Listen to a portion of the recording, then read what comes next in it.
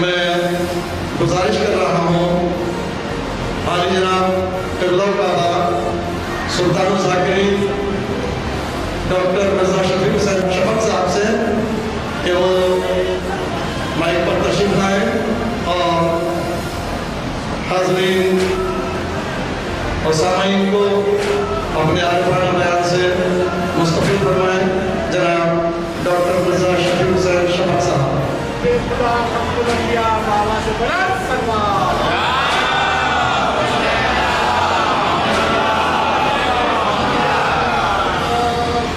اعوذ باللہ من الشیطان اللعین الرجیم، بسم اللہ الرحمن الرحیم۔ قال اللہ تبارک و تعالی فی کتابہ المبین، الذی خلق الموت والحیاۃ لیبلوکم ایکم احسن عملا۔ واجب الاحترام سامعین کرام، محبان اہل بیت علیہم السلام، میں نے قرآن مجید کی جس آیت مبارکہ کو سرنامہ کلام قرار دیا ہے تو پروردگار عالم ارشاد فرما رہا ہے کہ ہم نے موت اور حیات کو اس لیے خلق کیا ہے تاکہ ہم تمہیں آزما سکیں کہ تم میں کون ہے جو اچھے اعمال انجام دیتا ہے، تم میں کون ہے جو خیر کی دعوت دیتا ہے۔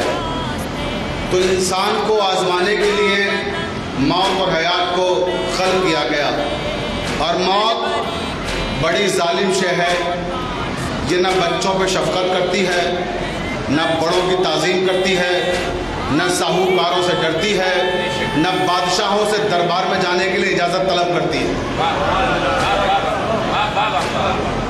جس نے اس کی حقیقت کو سمجھ لیا اس نے گویا زندگی کو سمجھ لیا، اور جس نے موت کی حقیقت کو نہیں سمجھا اس نے زندگی کو نہیں سمجھا۔ اور میں سمجھتا ہوں کہ جو ان 2 سالوں میں موت کی حقیقت نہیں سمجھ سکا تو وہ کبھی موت کی حقیقت نہیں سمجھ پائے گا۔ یہ 2 سال کرونا پیریڈ انسانیت پر شاید ایسا وقت اس سے پہلے کبھی نہ آیا ہو۔ عالم یہ ہے ان 2 سالوں کا کہ قبرستانوں میں قبر کی جگہ نہیں مل رہی تھی، شمشان گھاٹ پر لکڑیاں نہیں مل رہی تھی مردوں کو جلانے کے لیے، اور سگا بھائی کو چھوتے ہوئے گھبرا رہا تھا، بیوی شوہر سے دور بھاگ رہی تھی، بیٹا باپ کے قریب نہیں جانا چاہتا تھا۔ جہاں پتہ لگا کہ ان کو کرونا ہے تو وہ زمانہ جو دوسری لہر کا زمانہ ہے وہ آپ کو یاد ہوگا کہ دفن کرنے والے میں اثر نہیں ہو رہے تھے، سگے بھائی کی لاش پڑی ہوئی ہے اور دوسرا بھائی شرکت کرنے کے لیے تیار نہیں ہے۔ اس کا مطلب کیا ہے؟ کیا وہ اپنے بھائی سے محبت نہیں کرتا ہے؟ بھائی سے تو محبت کرتا ہے، مگر موت کا خوف اتنا طاری ہے کہ بھائی کی محبت پر موت کا خوف غالب آ گیا ہے۔ تو موت ایسی شے ہے جو رشتوں میں بھی اور جو ہماری ماضی کی قدریں ہیں ان میں بھی انقلاب برپا کر دیتی ہے، اور وہ ہم نے ان 2 سالوں میں دیکھا۔ تو میں بس اپنے ہم وطنوں سے یہی کہنا چاہتا ہوں کہ اگر موت کی حقیقت کو سمجھ لیا ہے تو کبھی کسی کے مرنے پر چاہے آپ کا کتنا بھی بڑا دشمن ہو خوشی کا اظہار مت کیجیے گا۔ تو بہت سے لوگوں کو میری تلخ باتیں بہت ناگوار گزرتی ہیں، لیکن یاد رکھیے گا اے میرے ہم وطنوں، جن باتوں میں تلخیاں ہوتی ہیں وہی آپ کو مستقبل میں شیرینی دیتی ہے، اور جو ظاہراً میٹھے لوگ ہوتے ہیں اس کا انجام تلخی ہوتا ہے۔ تو پہچاننے کی کوشش کریں، اور میں نے جو بھی باتیں اس سے پہلے کہی تھی اپنی تقریر میں وہ تقریر انٹرنیٹ پہ موجود ہے، میں ان ساری باتوں پر آپ کی ہزاروں مخالفتوں کے باوجود قائم ہوں اور قائم رہوں گا۔ مجھے اس کی پرواہ نہیں ہے کہ میرے وطن میں کتنے لوگ میرے مخالف ہو رہے ہیں، کون میرا موافق ہے۔ میں وہ کام کروں گا جس سے اہل بیت ہمارے مخالف نہ ہوں، اہل بیت کی خوشی ہمیں ملے، جس کام سے وہ خوش ہوں اور وہ फरोग, वो काम है तालीम का फरोग, वो काम है इन नौजवानों की जहन साजी करना, वो काम है इन बच्चों का मुस्तकबिल साजी। तो उस सिलसिले में मैं बिल्कुल भी पीछे नहीं हटूंगा। कोई मुखालिफ आ जाए मुझे इसकी परवाह नहीं है। और जब मुखालिफत होती है और मुखालिफ सामने आता है तो फिर वो मुखालिफत लफ्ज़ों की हद तक नहीं। मेरे खिलाफ लोग फेसबुक पे लिखें, मेरे खिलाफ लोग अखबारों में लिखें, मुझे इससे कोई फ़र्क नहीं पड़ता।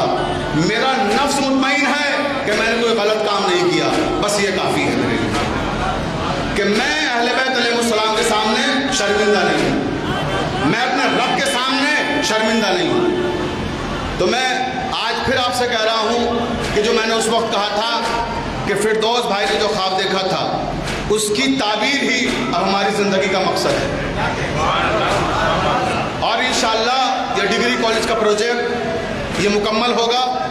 अभी मैंने अल्लामा आबिद बिलग्रामी साहब क़िबला को भी विज़िट कराया, दौरा कराया, अभी डिग्री कॉलेज वो देख के आ रहे हैं और वो बहुत खुश हुए, उनकी दुआएं हमें मिली।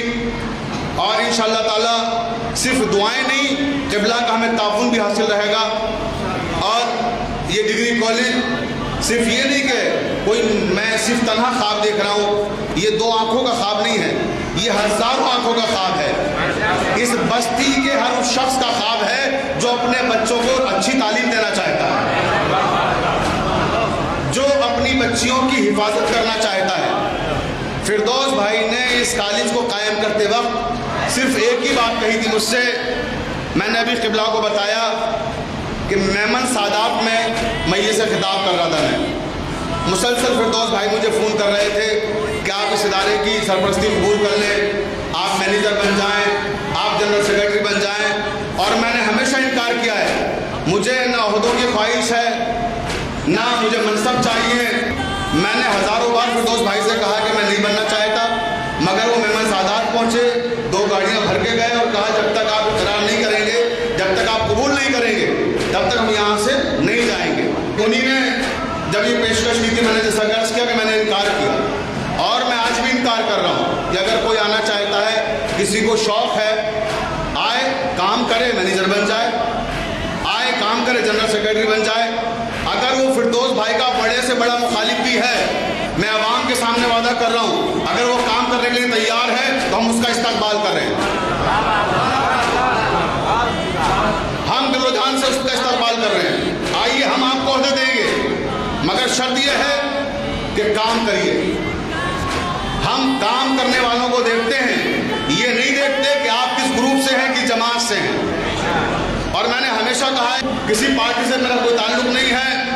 जब फिरदौस भाई ने इदारा कायम किया, मैंने सूरत हाल बता दी कि मेरे पास कहाँ तक वो पहुँचे, तब मैंने इस जिम्मेदारी को कबूल किया। और अब जो उनके मुखालिफ हैं वो सुने, बात मीडिया पे हो रही है, तकरीर रिकॉर्ड हो रही है कि जिन्हें ये शौक़ है कि साहब आप वहाँ क्यों चले गए, आप क्यों उनके ख्वाबों को पूरा करना चाहते हैं, आप क्यों डिग्री कॉलेज बनाना चाहते हैं, यहाँ और भी ज़मींदार हैं, आओ मैदान में अपनी ज़मीनें दो, हम तुम्हारे साथ मिलकर भी कॉलेज बनाएंगे।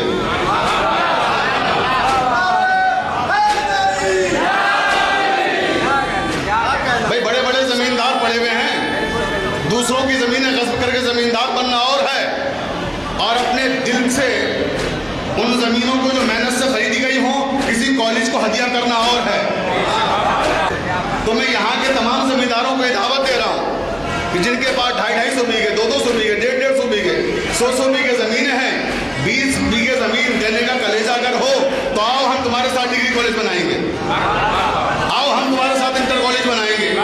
तो बस मैंने इसी के साथ अपनी गुफ्तगू तमाम की कि खुदा के लिए मुझे पार्टी न बनाइए, मुझे पार्टी न समझिए, मैं सबके साथ हूँ और जो भी अच्छा काम करेगा मैं उसके साथ हर तरह से हूँ, चाहे वो तालीमी इदारा खोले, चाहे कोई मजहबी इदारा खोले, जहाँ मेरी मदद की ज़रूरत है मैं तैयार हूँ। और ये तो मेरा वतन है, यहाँ तो सब मेरे अपने हैं, यहाँ ना कोई मेरा दुश्मन है ना मैं किसी का दुश्मन हूँ। मैं आपकी आगोश में परवान चढ़ा हूँ, मैं आपके लिए मिसल औलाद के हूँ और आप मेरे बड़े हैं, बुजुर्ग हैं। मैं आपसे ये भी ज़रूर एक गुजारिश करूँगा आखिरी वक्त में कि अगर मैं, जाहिर सी बात है मैं भी इंसान हूँ, अल इंसानो मुरक्कब मिनल खताए व निस्यान, इंसान से गलतियाँ भी हो जाती हैं, मुमकिन है मुझसे कभी कोई गलती हो जाए, तो मैं आपसे गुजारिश करूँगा कि अगर मेरी गलती हो, कहीं पे कोई गिरफ्त हो, तो मुझे मुतवज्जे करें। अगर मैं गलती करूँगा मैं उसे दुरुस्त करने के लिए तैयार हूँ, मैं आपके मशवरे को सर आँखों पर कबूल करने के लिए तैयार हूँ, मगर शर्त यही है कि आपकी नीयत सही हो और बस्ती को फ़ायदा पहुँचाने की हो। जमात साजी और गिरोह साजी से बुलंद हो जाइए, सब एक हो जाइए। बहुत बहुत